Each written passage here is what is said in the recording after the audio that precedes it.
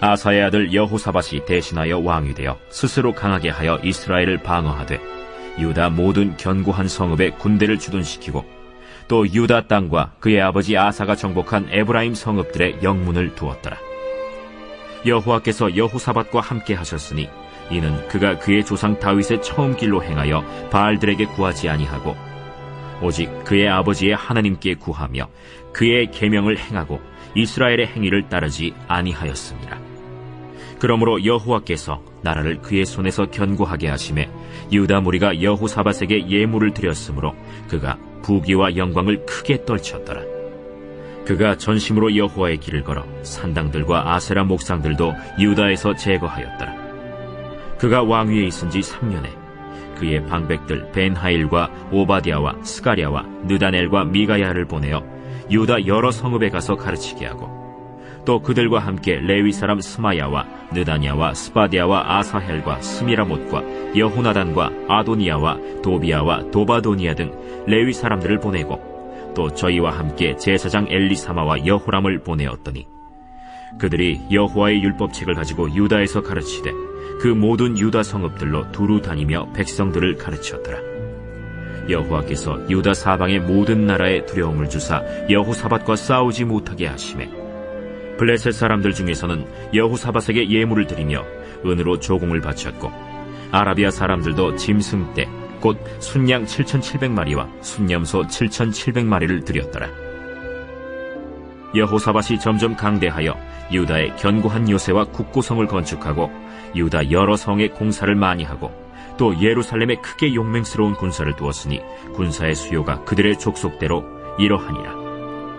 유다에 속한 천부장 중에는 아드나가 으뜸이 되어 큰 용사 30만 명을 거느렸고 그 다음은 지휘관 여호하나님이 28만 명을 거느렸고 그 다음은 시그리의 아들 아마시아니 그는 자기를 여호와께 즐거이 드린 자라 큰 용사 20만 명을 거느렸고 베냐민에 속한 자 중에 큰 용사 엘리아다는 활과 방패를 잡은 자 20만 명을 거느렸고 그 다음은 여호사밧이라 싸움을 준비한 자 18만 명을 거느렸으니 이는 다 왕을 모시는 자요 이외에 또 온 유다 견고한 성읍들에 왕이 군사를 두었더라.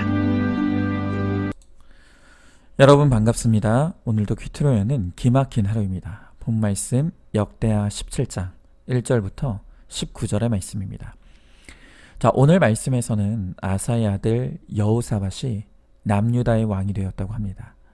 자, 오늘은 이 여호사밧을 통해 깨달아야 될 한 가지 교훈에 우리가 집중해 보기를 원합니다. 자, 오늘 3절의 말씀에 보니까 여호와께서 여호사밧과 함께 하셨다라고 합니다. 그리고 덧붙이기를 그가 그의 조상 다윗의 처음 길로 행했다는 것입니다. 또한 4절에 오직 그의 아버지의 하나님께 구하였다라고 합니다. 여러분, 저는 오늘 이 부분을 묵상하면서 오늘 성경이 우리들에게 가르쳐 주시는 매우 중요한 교훈 한 가지를 얻게 되었습니다. 그것은 우리가 내 삶에 대해 누구도 탓할 수 없고 모든 것은 바로 내 삶의 결론이라는 것입니다. 여러분, 우리가 우리 인생의 문제와 어려움을 만났을 때 그때 가장 쉽게 선택할 수 있는 반응은 바로 책임을 다른 대상에게 전가하는 것입니다. 그리고 우리가 이 책임 회피의 대상으로 가장 쉽게 선택할 수 있는 대상이 바로 우리의 조상과 부모입니다. 여러분, 그래서 오죽하면 우리나라 옛 속담에 잘 되면 내 탓이고 안 되면 조상 탓이라고 했겠습니까? 자, 그런데 오늘 성경은 이 여호사밧을 통해 우리가 우리의 삶에 대해 누구도 탓하거나 책임을 전가할 수 없으며 또 모든 것은 오로지 내 삶의 결론이라는 것을 분명하게 가르쳐주고 있는 것입니다. 왜 그렇습니까? 자, 다시 3절을 보면 여호와께서 여호사밧과 함께 하셨다고 했죠.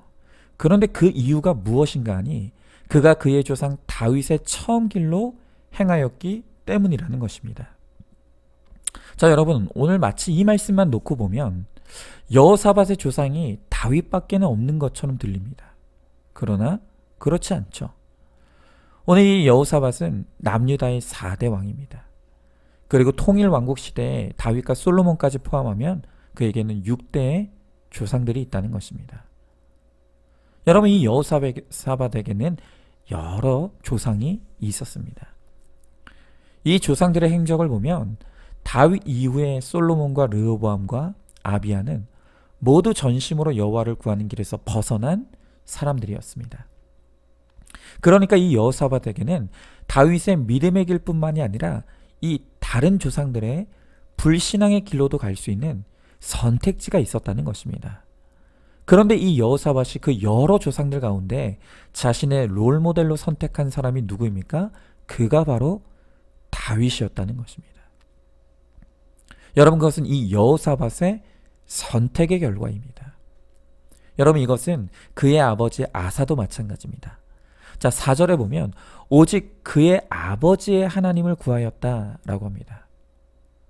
여러분, 그런데 우리가 어제 보았듯이 아사도 그의 초기와 중기의 삶에는 여호와를 전심으로 구하는 믿음의 삶을 살았습니다.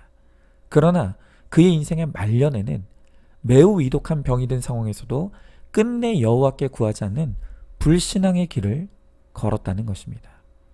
여러분, 그러니까 이 여호사밧에게는 이 부모에 대해서도 두 가지 선택지가 있었던 것입니다.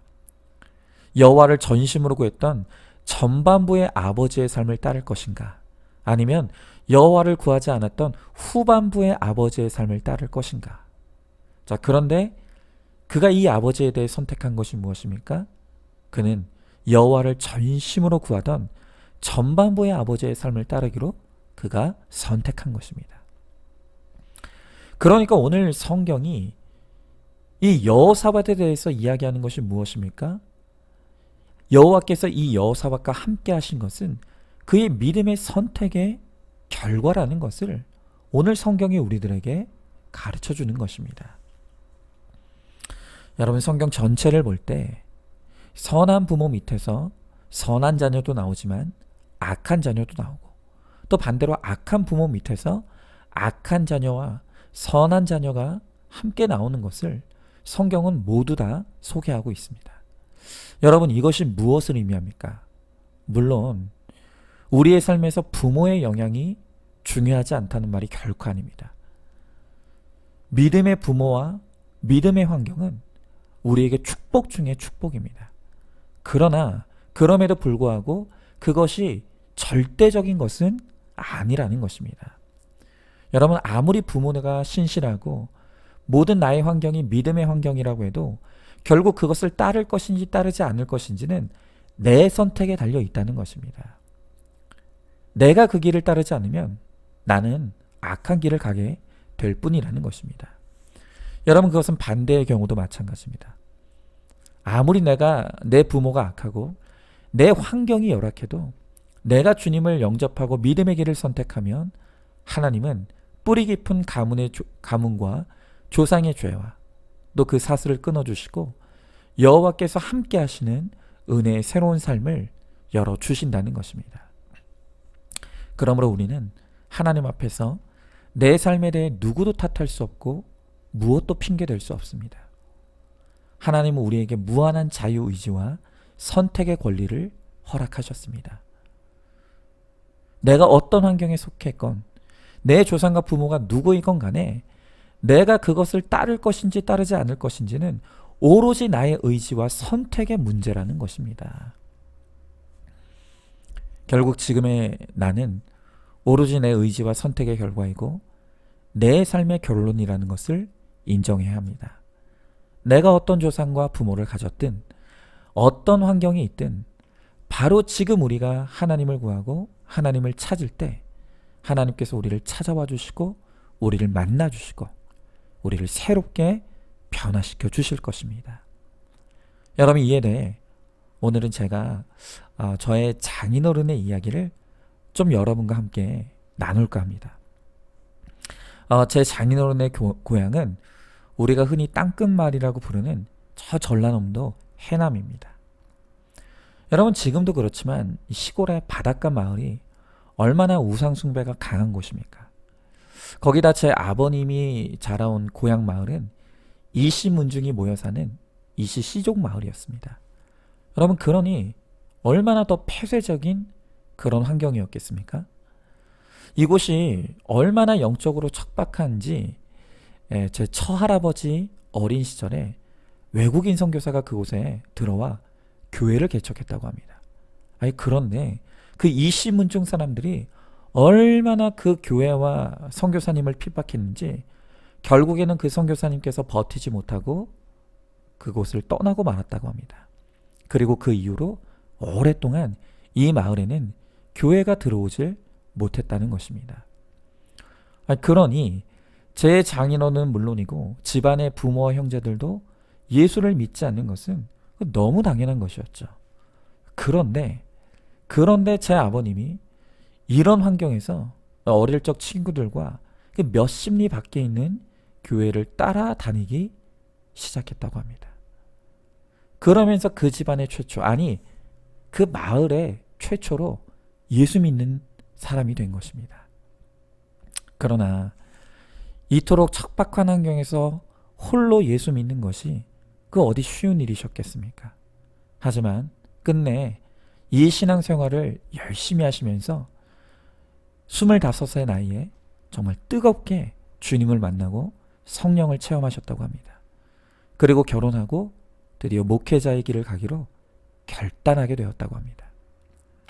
목회자가 되기 위해 신학교에 들어가 신학을 공부하면서 너무 가난해서 학비도 마련할 수 없었다고 합니다.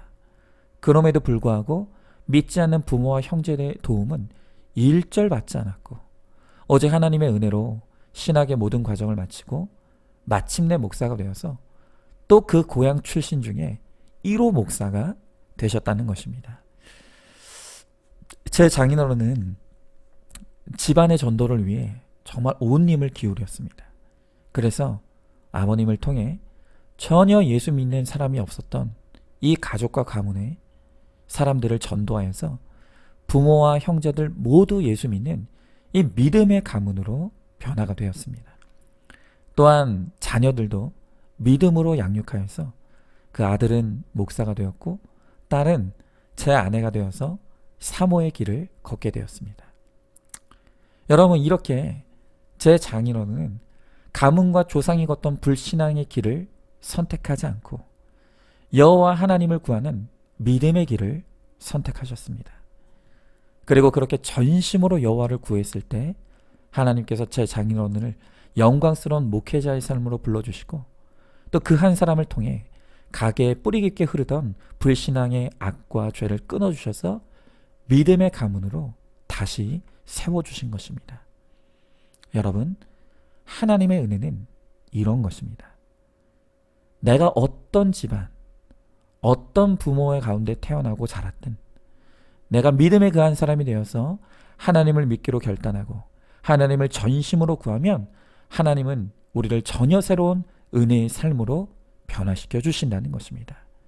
그래서 고린도후서 5장 17절 말씀, 그런즉 누구든지 그리스도 안에 있으면 새로운 피조물이라 이전 것은 지나갔으니 보라 새 것이 되었도다 라고 말씀하십니다.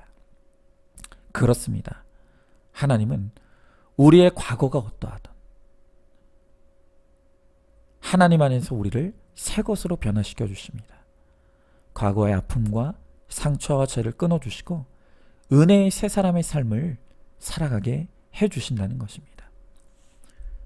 그런데도 불구하고 내가 하나님을 믿는다고 하는데 여전히 조상 탓, 부모 탓, 환경 탓을 한다는 것은 하나님과 하나님의 능력을 부인하는 것과 다를 것이 하나도 없다는 것입니다. 여러분, 누가 뭐라고 해도 지금 내 삶은 내가 하나님을 구하지 아니하고 그의 계명을 따르지 않으며 살아온 내 죄의 결론일 뿐입니다. 이제는 핑계대지 않고 오직 전심으로 하나님 여호와를 구할 수 있길 바랍니다. 또한 말씀대로 믿고 살고 누림으로 나와 내 가정을 구원해 주시는 하나님의 은혜를 누리게 되는 우리 모두가 될 수 있기를 소망합니다. 자, 질문해 봅니다. 현재 내 인생의 모습은 오로지 내 삶의 결론인 것을 인정하고 있습니까? 끊임없이 책임을 다른 사람과 환경에 돌리며 원망과 불평을 쏟아내고 있지는 않습니까? 그것이야말로 하나님의 존재와 능력을 불신하는 악과 죄인 것을 깨닫고 있습니까? 이제는 전심으로 여호와를 구하지 않고 살았던 내 악과 죄를 회개하고 여호와를 구하는 믿음으로 또 말씀에 순종하여서 나와 내 가정을 새롭게 구원하시는 그 은혜를 누리시기 바랍니다. 자, 오늘도 5월 7일 보석상자입니다. 인간은 사랑을 할 수도 만들 수도 지을 수도 없지만 하나님은 사랑 그 자체이시기 때문에 내가 하나님 때문에 믿음 때문에 결혼했다면 사랑을 할 수도 만들 수도 지을 수도 있게 됩니다. 아멘. 오늘도 큐티로 기막힌 하루를 살아내는 하늘가족 공동체 우리 모든 성도님 되시기를 주님의 이름으로 축복합니다.